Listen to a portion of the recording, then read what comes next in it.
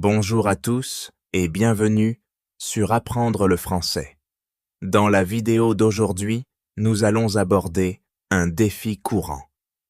Je comprends le français, mais je n'arrive pas à le parler avec confiance. Si vous vous retrouvez à hocher la tête quand vous entendez du français, mais que vous avez du mal à parler, sachez que vous n'êtes pas seul. Nous allons explorer des conseils pratiques et des techniques pour combler ce fossé entre la compréhension et l'expression orale. Alors, plongeons ensemble et commençons à parler français avec confiance. Je veux vous parler d'une situation que beaucoup de gens rencontrent. C'est le fait de comprendre le français, mais de ne pas réussir à bien le parler. C'est un problème très courant. Je sais ce que ça fait, car je suis passé par là. Je comprends le français quand je lis des livres, regarde des films ou écoute d'autres personnes. Mais quand il s'agit de parler, je lutte. C'est difficile de trouver les bons mots et je deviens nerveux. Peut-être que vous ressentez la même chose. Laissez-moi vous raconter l'histoire de mon amie Maria. Maria a déménagé dans un nouveau pays où l'on parlait français. Elle avait étudié le français à l'école pendant de nombreuses années. Elle était très douée pour lire et écrire en français. Mais quand il fallait parler, elle se sentait timide et effrayée. Maria comprenait tout ce que les gens lui disaient, mais elle n'arrivait pas à répondre facilement. Elle se sentait gênée et frustrée. Maria voulait améliorer ses compétences à l'oral. Elle a essayé de nombreuses choses. Tout d'abord, elle a commencé à se parler en français chez elle. Elle décrivait sa journée, parlait de ses sentiments et s'entraînait à dire différents mots et phrases. Cela l'a aidée à s'habituer à entendre sa propre voix en français. Cela lui a permis de se sentir plus à l'aise et moins nerveuse. Un jour, Maria a décidé de rejoindre un club de conversation en français. C'était un groupe de personnes qui se réunissaient une fois par semaine pour pratiquer le français oral. Au début, Maria était très timide. Elle ne voulait pas faire d'erreurs. Mais tout le monde dans le club était amical et encourageant. Ils comprenaient ce qu'elle ressentait, car eux aussi étaient en train d'apprendre. Peu à peu, Maria a commencé à participer aux conversations. Elle faisait des erreurs, mais personne ne se moquait d'elle. Ils l'aidaient et l'encourageaient à continuer d'essayer. Maria s'est aussi liée d'amitié avec des voisins francophones. Elle leur a parlé de ses difficultés à parler français. Ils étaient gentils et lui ont proposé de l'aider à pratiquer. Ils l'invitaient chez eux pour prendre un thé et discuter avec elle. Ces conversations amicales ont fait une grande différence. Maria a appris de nouveaux mots et expressions. Elle a appris à utiliser différents tons et intonations. Elle a commencé à se sentir plus confiante. Une autre chose qui a aidé Maria, c'était d'écouter de la musique française et de chanter en même temps. Elle adorait la musique et cela rendait l'apprentissage amusant pour elle. Chanter l'a aidée avec la prononciation et le rythme. Elle regardait aussi des films et des séries télévisées françaises avec des sous-titres. Cela l'aidait à voir comment les mots étaient utilisés dans différentes situations. Elle essayait de répéter des répliques des séries et de s'entraîner à les dire. Le parcours de Maria n'a pas été facile. Il y avait des moments où elle se sentait découragée, mais elle n'a pas abandonné. Elle a continué à s'entraîner tous les jours. Elle a compris qu'il était normal de faire des erreurs. Les erreurs font partie de l'apprentissage. Chaque fois qu'elle faisait une erreur, elle apprenait quelque chose de nouveau. Avec le temps, elle est devenue plus confiante et plus fluide. Je veux partager une autre histoire, celle d'un homme nommé John. John a vécu une expérience similaire. il a déménagé dans un pays francophone pour le travail. Il était très compétent dans son domaine, mais il avait du mal à parler français. Cela rendait la communication difficile avec ses collègues. John comprenait tout lors des réunions, mais quand venait son tour de parler, il se sentait nerveux et perdait ses mots. Il avait peur que les gens pensent qu'il n'était pas intelligent à cause de ses difficultés à s'exprimer. John a décidé d'agir. Il a commencé par pratiquer avec un partenaire linguistique. Il a trouvé un locuteur natif de français qui voulait apprendre sa langue. Ils se rencontraient 2 fois par semaine et pratiquaient à parler dans les 2 langues. Cet échange a été très utile. John a appris de nouveaux mots et a amélioré sa prononciation. Il a également aidé son partenaire à apprendre sa langue, ce qui lui a fait plaisir. John a aussi suivi un cours en ligne axé sur l'expression orale. Le cours comprenait de nombreux exercices et activités de conversation. Il s'est entraîné à parler sur différents sujets, comme le travail, les loisirs et la vie quotidienne. Le cours offrait également des retours de la part des enseignants. Ces retours étaient très utiles. Ils montraient à John où il devait s'améliorer et lui donnaient des conseils pour parler plus couramment. John a pris l'habitude de parler français tous les jours. Il se parlait devant le miroir, enregistrait sa voix et l'écoutait. Il s'entraînait également à parler avec ses collègues pendant les pauses déjeuner. Au début, il se sentait nerveux, mais ses collègues étaient bienveillants. Ils appréciaient ses efforts pour parler français et l'aidaient avec les mots difficiles. Les compétences orales de John se sont beaucoup améliorées avec le temps. Il est devenu plus confiant lors des réunions. Il pouvait exprimer ses idées clairement. Ses collègues ont remarqué ses progrès et l'ont félicité pour son travail acharné. Cela a rendu John fier et l'a motivé à continuer à s'entraîner. De ces histoires, nous pouvons tirer des leçons importantes. Premier, il est normal de se sentir nerveux à l'idée de parler une nouvelle langue, mais nous pouvons surmonter cette peur en pratiquant régulièrement. Se parler à soi-même, rejoindre des clubs de conversation, se faire des amis natifs et suivre des cours de conversation sont autant de moyens efficaces pour améliorer nos compétences en expression orale. Deuxième, il est important d'être patient avec soi-même. Apprendre à parler une nouvelle langue demande du temps et des efforts. Nous ferons des erreurs, mais ce n'est pas grave. Les erreurs sont des opportunités pour apprendre et progresser. Nous ne devrions pas avoir peur de faire des erreurs.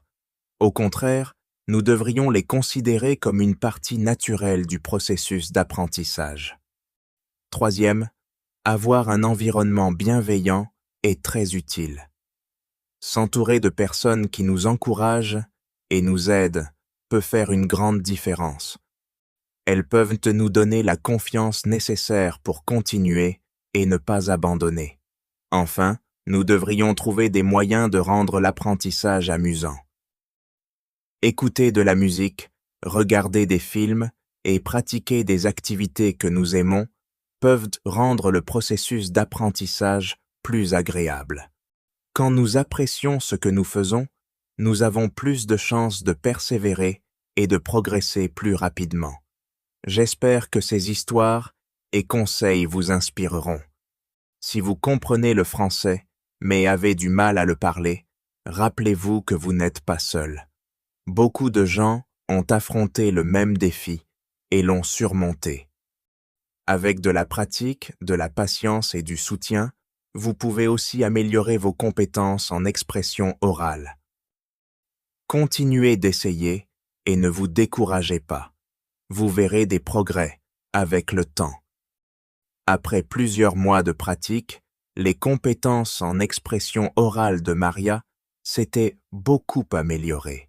Elle se sentait plus confiante et commençait à participer davantage à son club de conversation en français.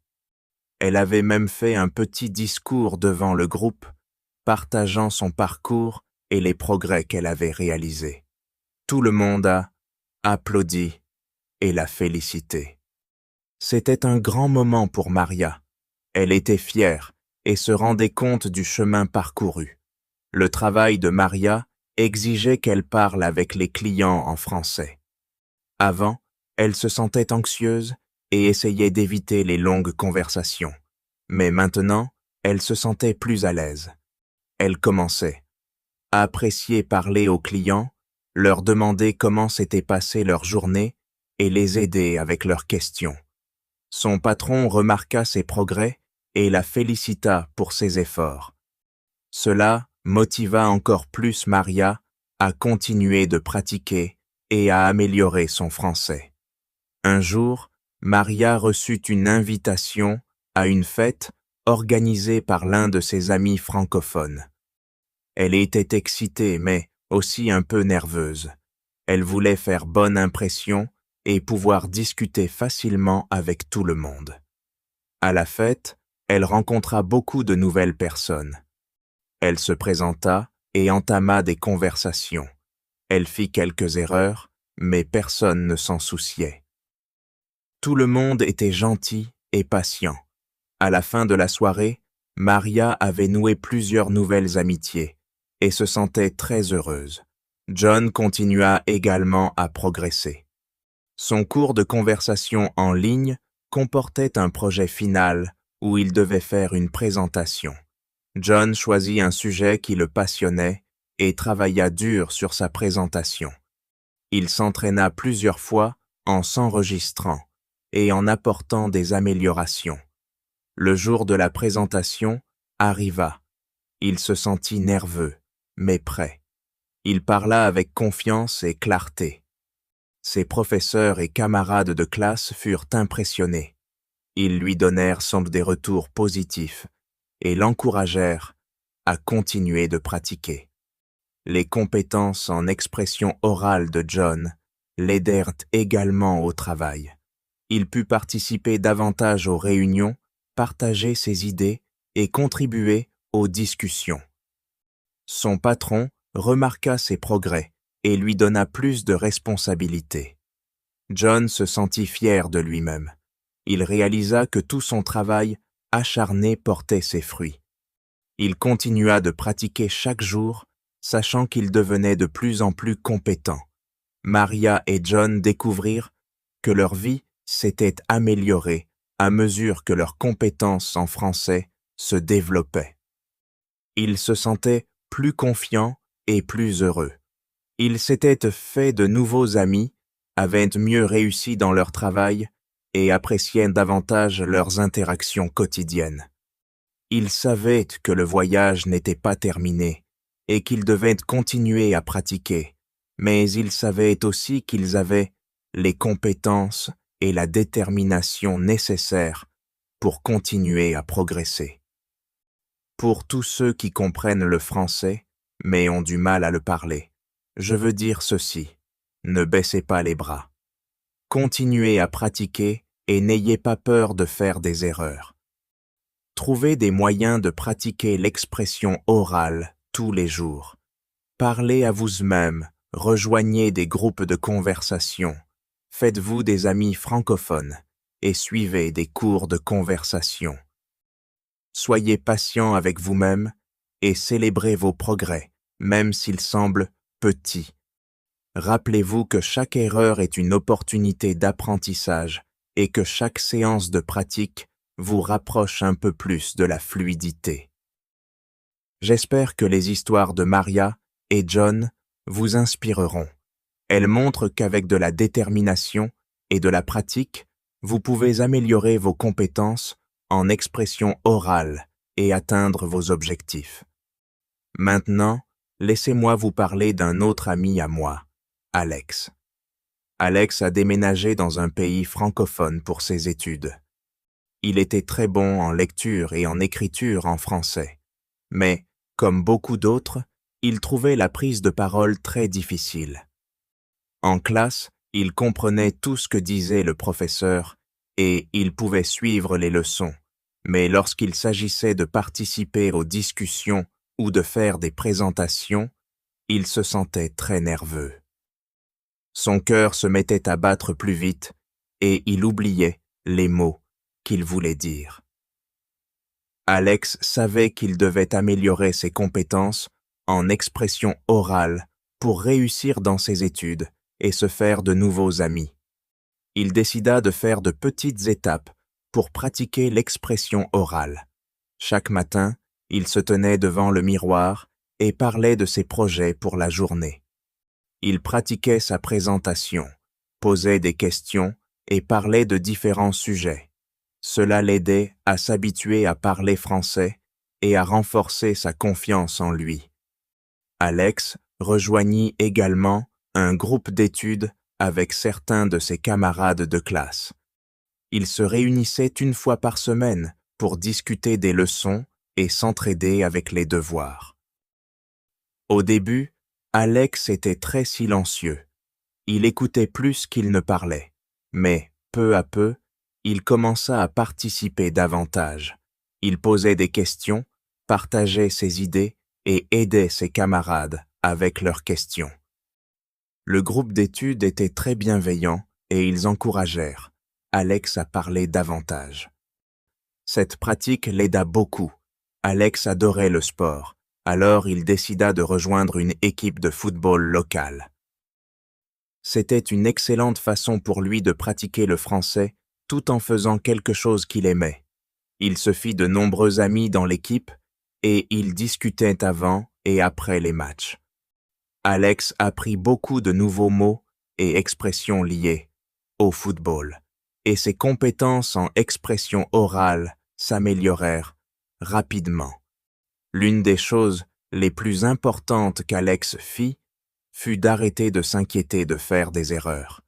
Il se rendit compte que tout le monde fait des erreurs lorsqu'on apprend une nouvelle langue, et que ce n'était pas grave. Il apprit à rire de ses erreurs et à en tirer des leçons. Ce changement d'attitude fit une grande différence. Il se sentait plus détendu et confiant lorsqu'il parlait français. Au fil du temps, les compétences en expression orale d'Alex s'améliorèrent considérablement. Il devint plus confiant lors des discussions en classe et des présentations. Il se fit de nombreux amis, tant dans son groupe d'études que dans son équipe de football. Il était fier de ses progrès et motivé à continuer à s'améliorer.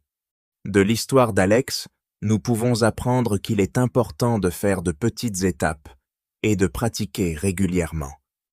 Se parler à soi-même, rejoindre des groupes d'études ou des clubs, et trouver des activités que l'on aime peuvent tous aider à pratiquer l'expression orale en français. Il est aussi essentiel d'être patient avec soi-même et de ne pas avoir peur de faire des erreurs. Rappelez-vous que chaque erreur est une occasion d'apprendre et de progresser. Je veux partager une dernière histoire. Il s'agit d'une femme nommée Sarah. Sarah a déménagé dans un pays francophone pour un travail. Elle était très bonne en lecture et en écriture en français, mais, comme beaucoup d'autres, elle trouvait l'expression orale difficile. Elle comprenait tout ce que ses collègues disaient, mais dès que c'était à son tour de parler, elle se sentait nerveuse et perdait ses mots. Sarah décida d'améliorer ses compétences en expression orale. Elle commença par pratiquer avec un partenaire linguistique. Elle trouva un locuteur natif de français qui voulait apprendre sa langue et ils se rencontraient 2 fois par semaine pour pratiquer l'expression orale dans les 2 langues. Cet échange fut très utile pour Sarah. Elle apprit de nouveaux mots et améliora sa prononciation. Son partenaire linguistique apprit aussi beaucoup d'elle. Sarah suivit également un cours de conversation en ligne. Le cours proposait de nombreux exercices et activités d'expression orale. Elle pratiquait de parler de différents sujets, comme le travail, les loisirs et la vie quotidienne. Le cours incluait aussi des retours des professeurs. ce qui lui montrait les domaines où elle devait s'améliorer et lui donnait des astuces pour parler plus couramment. Sarah prit l'habitude de parler français tous les jours. Elle se parlait à elle-même dans le miroir, s'enregistrait et écoutait sa voix. Elle pratiquait aussi avec ses collègues pendant les pauses déjeuner. Au début, elle se sentait nerveuse, mais ses collègues étaient bienveillants. Ils appréciaient ses efforts pour parler français et l'aidaient avec les mots difficiles. Les compétences en expression orale de Sarah s'améliorèrent beaucoup. Avec le temps, elle devint plus confiante lors des réunions et pouvait exprimer ses idées clairement. Ses collègues remarquèrent ses progrès et la félicitèrent pour son travail acharné. Cela rendit Sarah fière et la motiva à continuer de pratiquer. De l'histoire de Sarah, nous pouvons apprendre que trouver un partenaire linguistique, suivre des cours de conversation et pratiquer tous les jours peuvent tous aider à améliorer nos compétences en expression orale. Il est également important d'être patient avec soi-même et de ne pas avoir peur de faire des erreurs. Les erreurs font partie du processus d'apprentissage et nous aident à nous améliorer. En conclusion, comprendre le français mais avoir du mal à le parler est un problème courant. Beaucoup de gens en font l'expérience et il est normal de se sentir nerveux et de faire des erreurs. Mais avec une pratique régulière, de la patience et du soutien, nous pouvons améliorer nos compétences en expression orale. Se parler à soi-même, rejoindre des clubs de conversation, se faire des amis francophones, suivre des cours de conversation et trouver des moyens de rendre l'apprentissage amusant sont tous des moyens efficaces de pratiquer le français oral. Rappelez-vous que chaque erreur est une occasion d'apprendre et que chaque séance de pratique nous rapproche de la fluidité.